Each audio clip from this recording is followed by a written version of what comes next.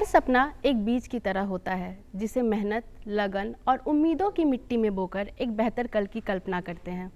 नमस्कार दर्शकों, मैं मैत्री सैनी डीडी बिहार देख रहे आप सभी दर्शकों का स्वागत है हमारे कार्यक्रम सपने कल के में।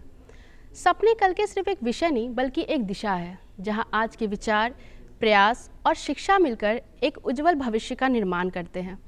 तो आइए आज इस कार्यक्रम में हम ऐसे ही विचारों, प्रस्तुतियों और भावनाओं से मिलते हैं जो हमें प्रेरित करेंगे कल के सपनों को साकार करने के लिए।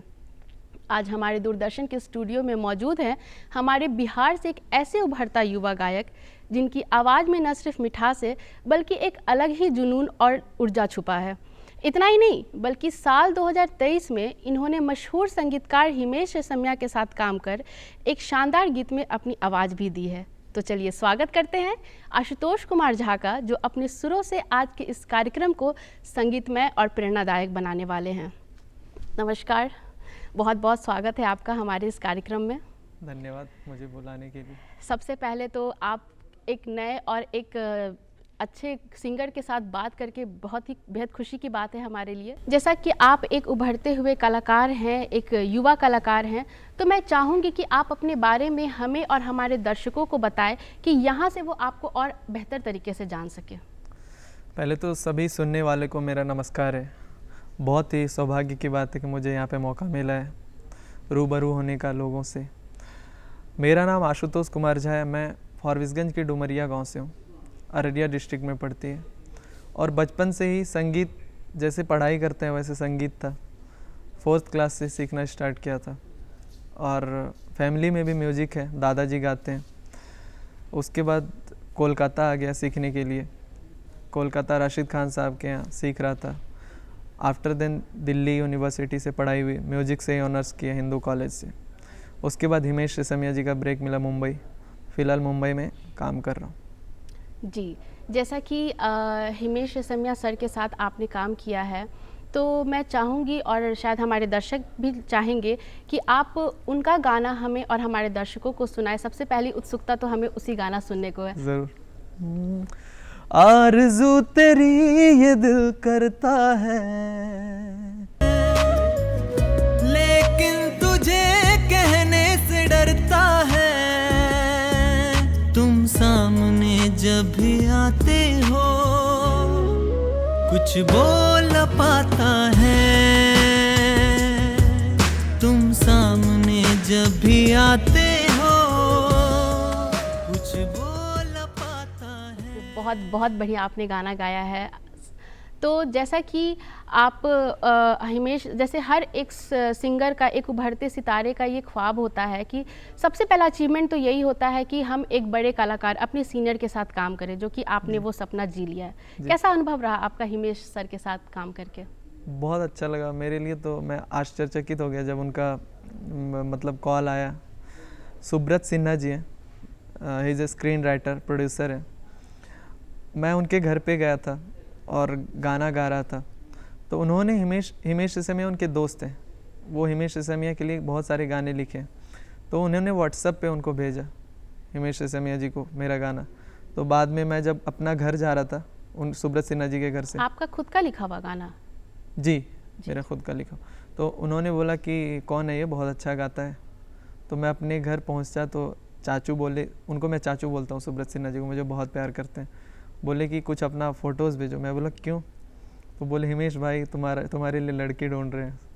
तो फिर बोले कि तुम्हारे साथ मतलब तुमको ब्रेक देना चाहते हैं और तुमसे गाना गवाना चाहते हैं। उसके बाद मैं मुंबई गया और मुझे 5 गाने मिले, जिसमें एक रिलीज़ हुआ आगे और अभी होने।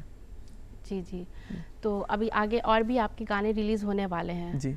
उनके साथ काम करके? जी, उनके साथ 5 गाने का हुआ है। एक गाना मिला, बाकी 4 गाना कब मिलेगा, बट होगा ये इन फ्यूचर वो चीज़ है। जी। ओके। तो जैसा कि आप एक राइटर भी है, आपने बताया कि आप गाना लिखते भी हैं। तो जब आप गाना लिखते हैं तो क्या सोच के लिखते हैं? क्या कोई ऐसी फीलिंग्स आती है या फिर कुछ ऐसा मोमेंट क्लिक करता है? ऐसा क्या सोच के लिखते हैं आप गाना? मैं बताना चाहता हूँ कि मैं राइटिंग करता हूँ उससे पहले मेरे मन में ट्यून आता है। राइटिंग में कम करता हूँ। अच्छा, पहले धुन ही आ जाता है? धुन आता है। तो वो जैसे अभी मेरा घर इंडो नेपाल बॉर्डर पे है, फॉरबिसगंज जो है। तो नेपाल से कहीं घूमने गया या दार्जिलिंग गया तो कुछ साउंड अगर मन में आया, कहीं कुछ कोई मोमेंट्स होता है उसमें कोई साउंड मेरे मन में आता है, उस पर मैं कुछ क्रिएट करने का ट्राई करता हूँ। जी। तो उसके बाद खुद कुछ मन में आता है तो लिख देता हूँ, नहीं तो किसी से लिखवाता भी हूँ। बट अच्छा, सबसे पहले ट्यून आता है और मन में क्या आता है, मोमेंट्स, फीलिंग्स, इमोशंस। जी। किसी भी फीलिंग्स को जीना चाहता हूँ। और जैसे हम लोग किसी भी चीज़ को एक्सप्रेस करते हैं, गुस्सा को, प्यार, किसी को प्यार ही एक्सप्रेस करना होता है तो हम लोग कुछ बोल के करते हैं। तो मैं चाहता हूँ गाने के ज़रिए वो कैसे हो सकता है। जी। तो वही बात हो गई ना कि हर आवाज़ के पीछे एक कहानी होती है और जब वो कहानी गीतों में आए तो बात ही कुछ और होती है। जी। जैसा कि आप सिंगर हैं तो आप इस करियर में, इस लाइन में आना कैसे सोचा? जैसे रास्ते तो अनेक हैं, ऑप्शंस भी बहुत है, आप किसी और पेशे में जा सकते थे, पर आपने यही रास्ता क्यों चुना? क्योंकि सबसे अच्छी बात म्यूज़िक में ये है कि ये हमेशा इसमें शांति मिलती है और म्यूज़िक बहुत सूदिंग लगता है ऑल टाइम। सबसे बड़ी बात है कि इमोशंस को शेयर करना अपने सिंगिंग के ज़रिए, अपने साउंड के ज़रिए, तो वो मुझे ज़्यादा अच्छा लगता है बचपन से ही। तो उसी पे वर्क करते गए, जो अच्छा लगा वो करते गए। ओके, तो क्यों, मतलब ऐसा होता है ना कि एक डर होता है कि अगर मान लीजिए इस फील्ड में आप नहीं चल पाए, कुछ जी। अच्छा नहीं हो पाया, तो कुछ ना कुछ तो हमें अपने लाइफ को आगे बढ़ाने के लिए करना होगा ना।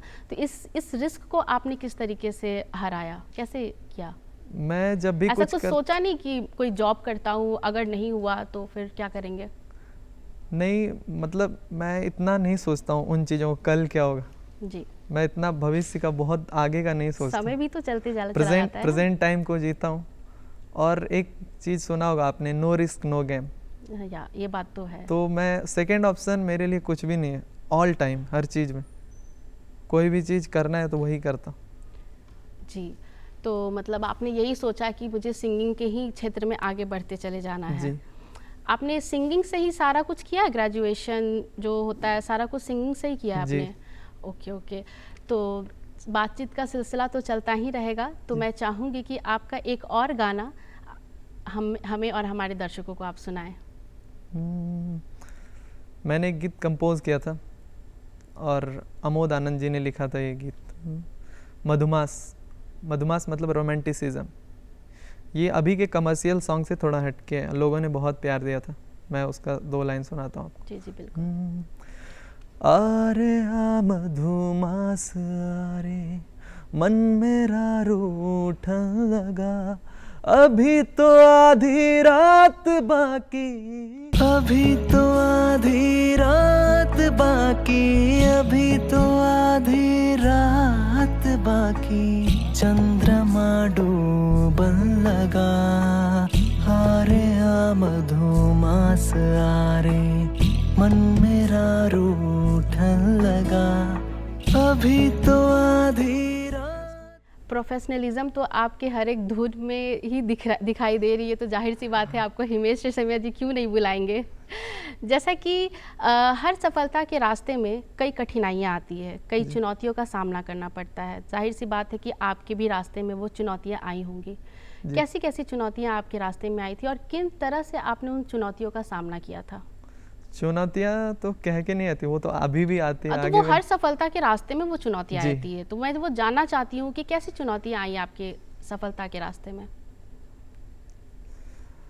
ऐसा था कि शुरुआत में जब मैं दिल्ली में रहता था, फिर मुंबई गया तो थोड़ा सर्वाइवल का दिक्कत होता था कि रहना कैसे है। डेली का वहाँ पे ऐसा जॉब टाइप कुछ तो है नहीं कि मंथली इनकम ऐसा आपका हर महीने कुछ आ रहा है, डेली आप कर रहे हो।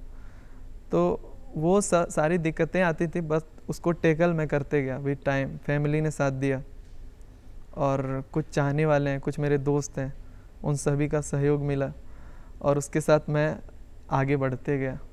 जी। कुछ ऐसी दिक्कतें मुझे नहीं लगी जो कि अगर आगे बढ़ना है तो उसको रोक दे। जी जी जी। अगर आपके मन में कुछ है उसको करना है तो एनी हो आप कर ही लो। जी। तो मतलब इस आपका फैमिली सपोर्ट भी पूरा अच्छे तरीके से आपके साथ था? जी। तो मुंबई का सफ़र आपने अकेले ही तय किया या फिर किसी के साथ आप गए वहाँ तक? नहीं, अकेले ही। क्या किसी के साथ अभी कुछ तो ऐसा नहीं रहा। अच्छा। कुछ लोगों ने, जैसे सुब्रत सिन्हा जी हैं, वो दिल्ली में हम लोग मिले, उनको मैं चाचू बोलता हूँ। आपको बताएं तो उन्होंने मुझे गाइड किया मुंबई में शुरुआत के दिनों में, अभी भी कांटेक्ट में हम लोग। तो हिमेश रेशमिया जी के यहाँ से वहाँ से ब्रेक मिला, और वो बहुत अच्छे राइटर हैं, बहुत गुणी लोग हैं। अभी एक विद्रोही सीरियल आई थी स्टार प्लस पे, उसके वो प्रोड्यूसर हैं। और आपने एक गाना सुना होगा, वो दामाद जी अंगना जी। में पधारे, उन्होंने ही लिखा है। तो उनसे गाइड वो मतलब गाइडेंस मिलते रहा मुझे कि आगे कैसे जाना है, क्या करना है, किसी म्यूजिक डायरेक्टर के पास कैसे जाना है, किस तरह के गाने कहाँ रखने। तो उनसे बहुत सारा गाइडेंस मिला, बाकी खुद से। ओके। जहाँ संघर्ष और चुनौतियाँ होती है, वहाँ पे एक प्रेरक शक्ति भी होती है। तो आपके जीवन में एक इंस्पिरेशन क्या रहा है? कौन ऐसी रही है या क्या रही है जो आपको हमेशा प्रेरणा देते रही है? जब आप हारे हो या जब आप थक गए हो एक मोड़ पे आके, उस मोड़ पे आपको सबसे ज़्यादा ताकत किसने दिया है? कहने की म्यूजिक। अच्छा। कोई सॉन्ग सुनता हूँ, जैसे ये हौसला कैसे रुके, सुना होगा आपने। तो कुछ कुछ गाने हैं, उसको सुन के खुद से इंस्पायर्ड होता हूँ। बहुत सारे मोटिवेशनल सॉन्ग्स हैं, वो सुन के ही आप इंस्पायर्ड होते हैं। बिल्कुल। और अकेले रहना, मैं अकेले रह रहा हूँ पिछले 7-8 साल से, तो खुद में वो चीज़ें एनर्जी आती है काम करने को लेके, तो खुद से ही खुद को इंस्पायर्ड करता हूँ। किसी ने आपको रोका नहीं इस क्षेत्र में आने से? कि जैसे एक होता नहीं है, जिस समाज में हम रहते हैं वहाँ लोग बोलते हैं कि क्या, स्पेशली ये बिहार में थोड़ा ज़्यादा होता है कि क्यों जाना इस क्षेत्र में, क्यों एक्टिंग में जाना, क्यों सिंगिंग में जाना, जॉब करो, यहाँ पे सरकारी नौकरी के लिए कुछ ज़्यादा ही लोग करते हैं इस चीज़ को। तो उस बारे में आप हमें बताएं। ये तो आपने बहुत सही कहा। बिहार अभी कला और संस्कृति की मिट्टी यहाँ उतनी उर्वरक नहीं है, यहाँ से बढ़ना भी थोड़ा चैलेंजिंग है, आगे बढ़ना। यहाँ सबसे बड़ी दिक्कत है कि लोग क्या कहते हैं, उसके पीछे लोग रह के परेशान हो जाते। मैंने किसी का नहीं सुना स्टार्टिंग से। तो अब शुरुआत के दिनों में फैमिली में अगल बगल के लोग या गांव समाज के कुछ लोग ऐसे बोलते थे कि इस लाइन में मतलब क्यों जाना है, नाचना गाना इस टाइप से लोग समझते हैं, अभी भी बिहार के सुदूर देहात गाँव में। और उनको लगता था, अभी भी लोगों को लगता है, अभी गांव जाता हूँ तो कोई कोई लोग मिलते हैं कि कितना कमाते हो, क्या इस तरह से वो उनका रहता है थिंकिंग कि आपका रुपया से आपको जज करते हैं। मतलब हर क्षेत्र में हर लोगों का अपना अपना एक काम होता है। म्यूज़िक एक आर्ट, तो एक ज़रूरी नहीं कि एक म्यूजिशियन है तो उसके पास बहुत सारा रुपया हो, बहुत ऐसा हो, है ना। तो वहाँ पे लोगों को बिहार में ये चीज़ है, दिक्कत धीरे धीरे दूर हो रही है। अभी यंग जनरेशन हम लोग की तरह आके इन चीज़ों को दूर कर रहे हैं हम लोग। तो शुरुआत के दिनों में लोग बोलते थे कि इसमें क्या, क्यों कर रहे हो ये म्यूज़िक, कुछ नहीं है, जॉब करो, ये करो, वो करो, ऐसा। बट जब से हिमेश रेशमिया जी का ब्रेक मिला और कुछ कुछ शोज़ मैंने किए अच्छे स्तर पे, और कुछ कुछ गाने भी रिलीज़ किए खुद के स्तर पे, वो चला, लोगों ने काफ़ी मिलियंस में व्यूज़ हैं उनके, पसंद किया, तो उसके बाद लोग कुछ नहीं बोलते। जी, सही बात है। किसी की सुननी नहीं चाहिए। जो हम सोचते हैं, जो हम करना चाहते हैं, वो हमें आगे करते ही रहना चाहिए, आगे बढ़ते रहना चाहिए। जैसा कि सुरों के इस क्षेत्र में कोई ऐसा पल होगा जिस समय किस्मत दरवाज़ा खटखटाया हो और एक ब्रेक मोमेंट जिसे कहते हैं जी, कि एक लाइफ में ब्रेक मोमेंट आया, उसके बाद सब कुछ बदल गया, वो आपके लाइफ में वो मोमेंट कब आया? हिमेश रेशमिया जी का ही ब्रेक था वो। और जब मैं दिल्ली से मुंबई गया, उसके बाद मैं मुंबई में अपना काम स्टार्ट कर दिया, तो मुझे लगता है लाइफ का सबसे बड़ा टर्निंग पॉइंट वही था। तो आपका कोई अपना स्टूडियो भी है, ऐसा कुछ अपना? जी, घर, मैं अपना होम सेटअप घर पे ही रखा हूँ। बाकी मैं मेरे एक भाई हैं प्रांशु झा, उनके साथ वो हिमेश रेशमिया जी के लिए भी काम करते हैं, और टी सीरीज काफ़ी जगह उन्होंने काम किया, तो उनके साथ मैं ज़्यादा टाइम स्पेंड करता हूँ उनके स्टूडियो में, क्योंकि वो एक म्यूज़िक प्रोड्यूसर है और मैं म्यूज़िक कंपोज़र हूँ, तो उनके पास जाके वो चीज़ें होती। जी, तो वो ऐसा कोई गाना जिस समय वो गाना गा के या फिर वो मोमेंट में आपको लगा हो कि हाँ, मेहनत रंग लाई यहाँ से, वो गाना या वो मोमेंट क्या रहा है?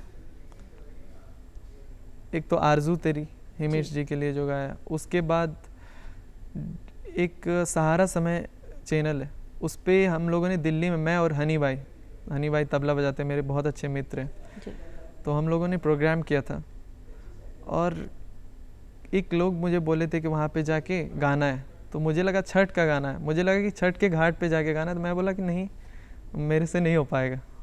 क्यों? तो इसलिए कि प्रिपेयर्ड नहीं था, मेरा दिल्ली में एक ही दिन हुआ था उस दिन आए हुए कोलकाता से, और होता है ना थोड़ा समझ में नहीं आता कैसे गाएं, क्या कुछ तैयार नहीं था उन चीज़ों को लेके। बाद में मुझे मालूम पड़ा कि टीवी पे जाके गाना है, टेलीविज़न पे, तो हमने प्रोग्राम दिया था तो काफ़ी लोगों ने पसंद किया था, तो वो भी एक टर्निंग पॉइंट था। वैसे तो लोग एक बार जो गाना आपके लाइफ में एक टर्निंग पॉइंट रहा है, आप वो गाना हमें और हमारे दर्शकों को सुनाएं। टर्निंग पॉइंट का गाना तो ओम नमः शिवाय मैंने गाया था, शिव जी का, जो कि मैंने कंपोज किया था, वो सुनाता हूँ आपको। मैं तेरा जोगिया, तेरे जोग से भर जाऊं, जोग ने प्रीत का रंग लिया, तेरी प्रीत से मैं तर जाऊं, मेरा भोला पिया तेरे रंग रंगया, लिया अंग भभूत रमा। ओम नमः शिवाय, ओम नमः शिवाय। जब त्याग दिया तन राख किया, दिया राख ने शिव से मिला। ओम नमः शिवाय, ओम नमः शिवाय। जैसा कि सावन का महीना चल रहा है और हर तरफ शिव भक्ति का माहौल है, और आप ये गाना गा के आज हमारे स्टूडियो में भी आज वो सावन का, वो शिव भक्ति का माहौल बना दिए। बहुत बहुत अच्छा गाना गाया आपने, सच में बहुत। अब भोलेनाथ आपको और आगे बढ़ाए, बहुत आगे बढ़ाए जी। तो आपका फेवरेट सिंगर कौन है जिनके साथ आप चाहते हैं कि आगे और भी काम करें? फेवरेट सिंगर मुझे कैलाश खेर बहुत अच्छे लगते हैं जी, और अरिजीत सिंह सबके पसंदीदा हैं अभी। जी जी बिल्कुल। तो आगे इन सभी के मतलब साथ आपका ये ख्वाब है, आपका ये सपना है कि मैं आगे उनके साथ भी काम करूं? सपना नहीं है जी, बट शौक है। शौक है ये चीज़। बिल्कुल बिल्कुल सही बात है। भविष्य में आप खुद को कहाँ देखना चाहते हैं सिंगिंग के दुनिया में? मैं चाहता हूँ बहुत सारे गाने रिलीज़ करूँ, लोग उसको सुने, जो अभी तक हो चुका है मैं उससे कुछ हटके करना चाहता हूँ। भविष्य में एक गायक के रूप में खुद को आप कहाँ देख रहे हैं? मैंने आपको पहले ही बताया, मैं बहुत भविष्य का नहीं सोचता हूँ, और मैं अभी कुछ गाने बना रहा हूँ। जैसे कि अभी मैं मैथिली में मिथिला से हूँ, तो जय झा सारेगामापा में मेरा भाई है, सहरसा से आया था, अभी मुंबई में हम दोनों की मुलाकात हुई, तो हम लोगों ने भी मैथिली गाना साथ में कर रहे हैं जी। और उस तरह का गाना अभी तक हुआ नहीं था, कुछ अलग क्रिएट कर रहे हैं। मतलब आप सिर्फ रोमांटिक ही नहीं, डिवोशनल, क्लासिकल, हर तरह का आप गाना गाते हैं जी। तो एक बार आप क्या वो मैथिली की झलक हमें सुना सकते हैं? मैं आप सभी को, सुनने वाले को बताना चाहता हूँ कि अभी वो गाना रिलीज़ नहीं हुआ, आज ही शूट है उनका। Okay okay. और मैं यहाँ पे आपको सुना रहा हूँ उसके चंद लाइन, मैंने खुद से लिखा है, कंपोज भी किया, और जय और मैं दोनों मिल के गा रहा हूँ। हे यो पिया जी, सज लो सबर लो, कैया है ते आपन मिला, अब जो जल्दी सगा, हे यो आपन मिथिला महान, हे यो पिया जी, हे यो पिया जी, हे यो पिया जी, हे यो पिया जी। जी बहुत बढ़िया। आप मतलब रोमांटिक, डिवोशनल के साथ साथ एक कल्चरल सॉन्ग भी आप बहुत अच्छा गाए हैं। बहुत अच्छा लगा आपका ये गाना सुन के। तो ये गाना क्या अभी आने वाले टाइम में रिलीज़ होने वाली है? जी, अभी इसी महीने में इसको रिलीज़ करने का सोच तो क्या ये वीडियो पे रिलीज़ होगी या एल्बम? किस तरीके से ये गाना रिलीज़ होने वाला है? एल्बम वीडियो के साथ। आपका खुद का एल्बम भी है? जी। Okay okay. तो आप अभी तक कितने सारे गाने कर चुके हैं? लगभग मैंने 10-12 गाने कर चुके हैं अभी तक। 10-12 गाने कर चुके हैं। और हिमेश रेशमिया जी के साथ? उनके साथ 5 गाने का साइन किया है मैंने जी। और 1 गाना रिलीज़ हुआ है, बाकी अभी 4 होने। तो वो गाना आप उनके एल्बम में रिलीज़ हुए हैं? जी, हिमेश रेशमिया मेलोडीज़ करके उनका एक यूट्यूब चैनल है, और भी सिंगर्स को गवाए हैं जो अच्छे काम कर रहे हैं अभी, तो उसमें मुझे मौका मिला है उनके साथ काम करने का। आने वाले समय में आप जो है बॉलीवुड में भी कुछ करने वाले हैं आप? बॉलीवुड में मैं बताना चाहता हूँ, एज अ म्यूज़िक डायरेक्टर मैं अभी एक फिल्म कर रहा हूँ, और कुछ 3-4 गाने मेरे लॉक हुए हैं जो कि अभी रिलीज़ होने वाले। वो मैं यहाँ पे शेयर नहीं कर सकता हूँ क्योंकि उनका मतलब ऐसा प्रोटोकॉल रहता है कि वो लोग किसी को बताते नहीं है ज़्यादा मीडिया एंड ऑल में शुरुआत के दिनों में, तो इसीलिए मैं अभी शेयर नहीं कर सकता। बट वहाँ पे मुझे साइनिंग अमाउंट मिला है, गाना लॉक करके रखा है, इन फ्यूचर वो रिलीज़ होने वाले। जी, बहुत बढ़िया।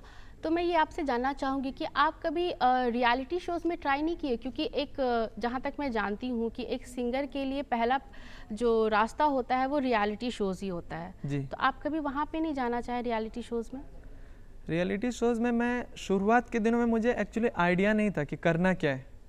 एक्चुअली ये मैं बताना भी चाहता हूँ कि जो लोग म्यूज़िक कर रहे हैं यहाँ पे हम लोग दिग्भ्रमित हो जाते हैं। जैसे कि पढ़ाई में एसएससी, रेलवे, मेडिकल, यूपीएससी करने वाले का हर लोग का एक सेक्टर है, म्यूज़िक में ऐसा कोई सेक्टर है नहीं, करना क्या है। तो शुरुआत के दिनों में मुझे लगता था कुछ लोग जाने वहाँ से अच्छा हो जाएगा। इस क्रम में मैं इंडियन आइडल और सारेगामापा में 1-2 बार दिया, आज से 7-8 साल पहले। उसके बाद मैं गया नहीं, उसके बाद मैं सोच लिया अब जाना ही नहीं। जी, तो जैसा कि समय को ध्यान में रखते हुए मैं अंत में चाहूँगी कि आप हमारे दर्शकों को कुछ कहना चाहेंगे, या वो दर्शक जो संगीत के रास्ता में आना चाहते हैं जी। लेकिन कुछ ऐसा सोच रहे हो कि कैसे मैं इस रास्ते पे जाऊं, तो उनके लिए आप कुछ कहना चाहेंगे? मैं यही बताना चाहूँगा कि जितना मेरा अनुभव है कि म्यूजिक को जीना सीखें, वो म्यूजिक को जिएं और सेकेंड ऑप्शन ना बनाएं कि मैं गाना भी गा रहा हूँ, सिंगर भी, अच्छा सिंगर भी बनना है तो कुछ और भी कर रहे हैं, सेकेंड ऑप्शन। अगर फर्स्ट ऑप्शन ही रखेंगे तो वो आप ज़्यादा अच्छे से कर पाएंगे म्यूज़िक, और सीखें बहुत अच्छे से, क्लासिकल सीखें। आज आप हमारे साथ इस स्टूडियो में आए उसके लिए बहुत बहुत धन्यवाद। तो दर्शकों, हर कार्यक्रम का एक आरंभ होता है और एक सुंदर समापन भी। इसी आशा और विश्वास के साथ कि हम फिर मिलेंगे एक नए उद्देश्य, एक नई प्रेरणा के साथ। तब तक के लिए देखते रहिए डीडी बिहार। नमस्कार।